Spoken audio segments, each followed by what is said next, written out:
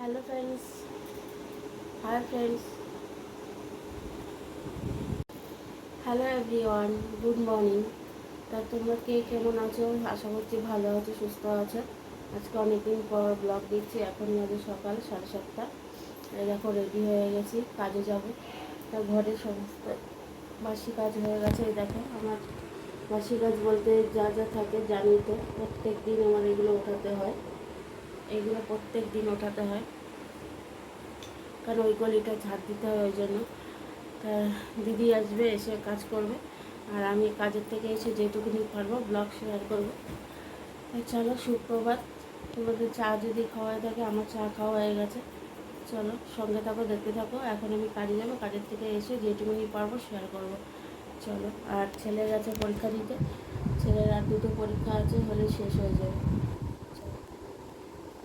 তো কাজের থেকে চলে এসেছি, এসে জামাটা চেঞ্জ করে নিলাম, নিয়ে এবার বিছানায় তো সব ছড়িয়ে ছিটিয়ে আছে, দেখে তো আমার মাথায় আগুন। যাই হোক, কী করবো, আবার নতুন করে বিছানাটা গোছালাম, ঝাড় দিলাম, দিয়ে এবার রান্নার জন্য তোড়জোড় করলাম। আজকে পালং শাক দিয়ে ডাল করব, তোমরা একটু পরে দেখতে পাবে। সেই পালং শাক বেছে ধুয়ে নিলাম, নিয়ে রেখে দিলাম বিছানা ঝাড়ার পরে। তা এদিকে দেখো, আর শীতের কম্বলগুলো আছে জানো তো, এইগুলো ওঠাবো করছি। এইগুলো ভাবছি লন্ড্রিতে দিয়ে দেবো, দিয়ে ওগুলো যা ওয়াশ করতে যা নেবে ওটা উঠিয়ে রাখবো, কারণ আবার পরের বছর লাগবে। আর এই সোয়েটারটা থাকে, এসি এখন চালানো হচ্ছে, মানে এত গরম আমাদের এখানে কলকাতায়, ওই জন্য এসি চালানো হচ্ছে। মানে এটা হালকা একটা শীত করলে আমি গায়ে দিই। তাই যাই হোক, তোমাদের দাদাভাই খুব হাসে যে এখন এই গরমে তুমি সোয়েটার গায়ে দিয়েছো, তখন কী করবো। এদিকে এসি না চালালেও গরম লাগে, এসি চালালে আবার শীত করে, তা কিছু করার নেই। তা চলো, এটা কম্বলগুলো কবে গতি করতে পারি দেখি।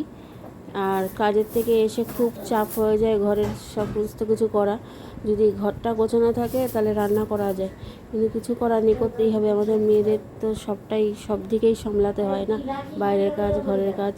আর এদিকে প্রত্যেক দিন কিন্তু আমি তোমাদের আগেও যখন ব্লগ দিতাম বলেছিলাম, প্রত্যেক দিন কিন্তু খাট, ড্রেসিং টেবিল, যে মানে ধুলো প্রচণ্ড পড়ে, ওপরে থাকি তবুও জানো তো ধুলো পড়ে। মানে ওপরে যে এত ধুলো, মশা কী করে হয় আমি জানি না। নিচে থাকলে আমি জানি ধুলোটা বেশি হয়, কিন্তু ওপরে এত ধুলো হয়, মানে ডাস্ট, মানে হাওয়ার সঙ্গে আসে বোধহয়, দুই দিকে জানলা খোলা থাকে। তো যাই হোক, ওগুলো রোজই ক্লিন করতে হয়, নাহলে ঘরে আমার ছেলে ছোটো, ও আর আঙুল খায়, মুখে হাত দেবে কখন জানি না, এই জন্য। আর দেখতেও তো তাছাড়া বাজে লাগে। চলে এসেছি, এসে বিছনা পাটি গোছালাম। একবার তো গুছিয়ে রেখে গেছি, তারপরেও গোছাতে হয়। ছেলে বাটি ঘটি নিয়ে বাজনা বাজাতে বসেছিল। আর এখানে কটা জামা কাপড় গোছানো বাকি, রান্না বসিয়ে দিয়েছি। একদিকে ভাত, একদিকে ডাল, এই যে একদিকে ভাত, একদিকে ডাল বসিয়ে দিয়েছি। চলো ব্যাক ক্যামেরা দেখাচ্ছি। এসেই আগে ভাতটা বসিয়ে দিলাম, কেন 1:30 বাজে। আর হবে পালং শাক দিয়ে, আজকে হবে মুসুরির ডাল।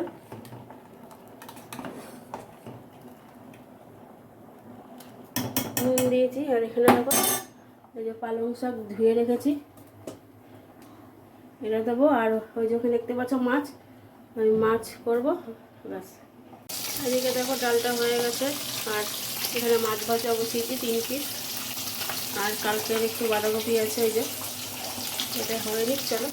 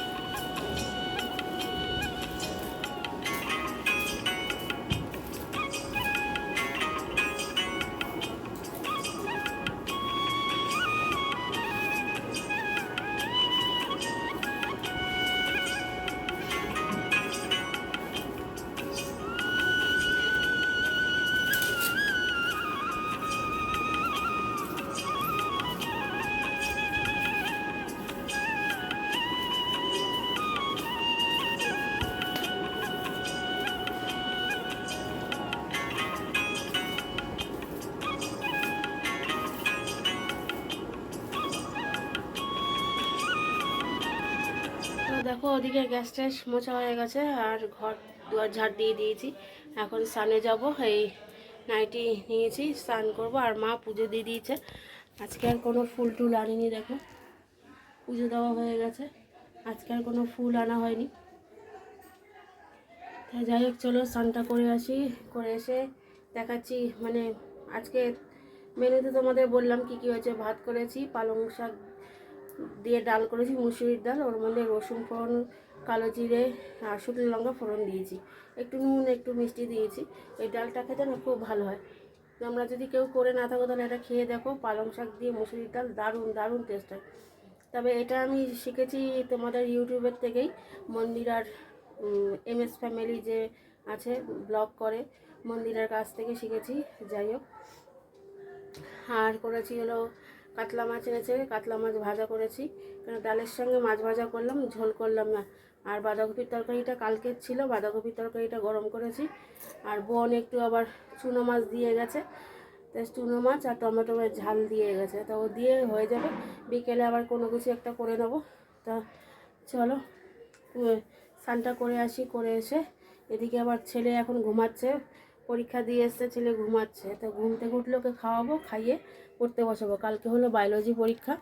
তো যাই হোক, আর ওই ঘরে টিভি চলছে, শাশুড়ি দেখছে, এই জন্য এই ঘরে এসে কথা বলছি। আর এদিক দিয়েও চিৎকার হচ্ছে। চলো দেখাচ্ছি। স্নান করে এসেছি, এখন সিঁদুর টিঁদুর করে নিয়েছি। চুলটা একটু ভেজা বলে খুলে রাখলাম। আর চুল কেটেছি, দেখেছো চুল কেটেছি, অনেক দিন হলো, বড় হওয়ার অপেক্ষা। আর এখন আমার ছেলে ঘুমাচ্ছে, দেখো।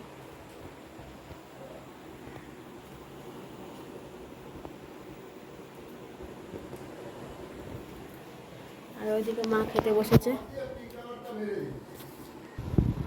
এখন একটু বসলাম, তোমাদের দাদাভাই স্নানে যাবে, স্নান করে আসলে খাবো, খেয়ে একটু বিশ্রাম করবো। এখন একটু বসে আছি। আর এই জানলা দিয়ে দেখো কি সুন্দর ফুরফুরে হাওয়া দিচ্ছে। জানলা দিয়ে মনে হচ্ছে মানে বসন্তকাল এসে গেছে, বোঝাই যাচ্ছে বসন্ত এসে গেছে। আর কদিন পরেই তো দোল, দোলে তো খুব আনন্দ করি দোলে। এবারও তাই হবে, পার্টি অফিসে যাই। আর ছেলের আর দুটো পরীক্ষা আছে, বাবা দুটো পরীক্ষা হলে আমি বাঁচি। একটা বায়োলজি আর তোমার ভ্যালু এডুকেশন, মানে যেটা মরাল সায়েন্স, দুটো হলে শান্তি। বৃহস্পতিবারে আবার আমাদের বিয়ে বাড়িও আছে। তো এই পরীক্ষাটা শেষ হলে আমি তোড়জোড় শুরু করব পৈতার জন্য, মানে কেনাকাটা, নিমন্ত্রণ করা, মানে যাবতীয়, মানে সব কিছু ক্যাটারিংয়ের লোকের সঙ্গে কথা বলা, সব পৈতা, মানে পরীক্ষাটা শেষ হলেই পৈতার তোড়জোড় শুরু হবে। একটা ফোটাও সময় পাবো না। এদিকে কাজে যাওয়া আছে, এদিকে ভোটের স্কুটনি করা আছে, মানে এদিকে ঘরের কাজ আছে, কোনটা করবো বুঝতে পারছি না।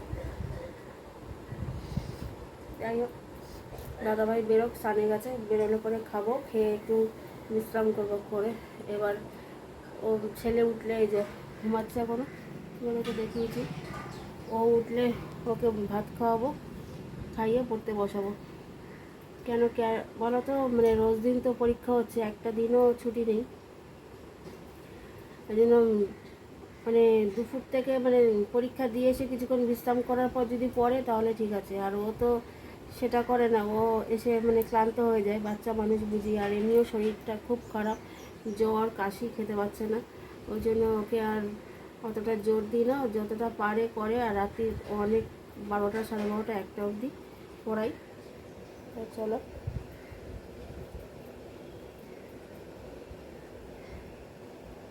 তো আজকের ব্লগটা যদি আমার ভালো লাগে প্লিজ লাইক করো, শেয়ার করো, কমেন্ট করো, আমার পাশে থেকো। অনেক দিন পর আজকে ব্লগ দেব। চলো টাটা, বাই বাই।